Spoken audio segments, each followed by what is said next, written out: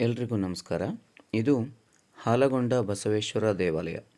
ಲಕ್ಕುಂಡಿ ಗ್ರಾಮದ ಆರಾಧ್ಯ ದೈವ ಹಾಲಗೊಂಡ ಬಸವೇಶ್ವರ. ಜನರು ಪ್ರತಿ ಶ್ರಾವಣ ಮಾಸದಂದು ಹಾಲಗೊಂಡ ಬಸವೇಶ್ವರನ ಜಾತ್ರೆಯನ್ನು ಕೂಡ ಇಲ್ಲಿ ಆಚರಿಸುತ್ತಾರೆ. ಗದಗ ಜಿಲ್ಲೆಯ ಲಕ್ಕುಂಡಿಯ ಕಾಶಿ ವಿಶ್ವೇಶ್ವರ ದೇವಾಲಯದ ಪಕ್ಕದಲ್ಲಿಯೇ ಇರುವ ಈ ಒಂದು ದೇವಾಲಯವು 11 ಮತ್ತು 12ನೇ ಶತಮಾನದ ಸಂದರ್ಭದಲ್ಲಿ ಕಲ್ಯಾಣದ ಚಾಲುಕ್ಯರ ಆಳ್ವಿಕೆಯ ಅವಧಿಯಲ್ಲಿ ನಿರ್ಮಾಣವಾದಂತಹ ಒಂದು ಸುಂದರವಾದಂತಹ ದೇವಾಲಯ. ಇಲ್ಲಿ ಧಾರ್ಮಿಕವಾದ ವಿಧಿವಿಧಾನ, ಪೂಜಾ ವಿಧಾನಗಳು ಪ್ರತಿನಿತ್ಯ ಕೂಡ ನೆರವೇರುತ್ತಾ ಇರ್ತವೆ. ಈ ದೇವಾಲಯದಲ್ಲಿ ಶಿವನ ವಾಹನವಾದ ನಂದಿಯನ್ನು ಪೂಜಿಸಲಾಗುತ್ತದೆ. ದೇವಾಲಯದ ಒಳಭಾಗವನ್ನು ಪ್ರವೇಶಿಸಿದರೆ ನಮಗೆ ನಂದಿಯ ದರ್ಶನವಾಗುತ್ತದೆ.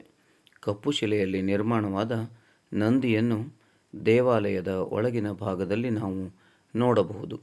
ಇದು ಲಕ್ಕುಂಡಿಯ ಪ್ರಸಿದ್ಧ ಮತ್ತು ಗ್ರಾಮ ದೇವತೆಯಾದ ಹಾಲಗೊಂಡ ಬಸವೇಶ್ವರ ದೇವಾಲಯದ ಎದುರಿನ ಒಂದು ನೋಟ.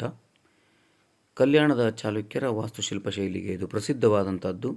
ದೇವಾಲಯದ ಒಳಭಾಗದಲ್ಲಿರುವ ಈ ಹಾಲಗೊಂಡ ಬಸವನನ್ನು ಪೂಜಿಸುತ್ತಾರೆ.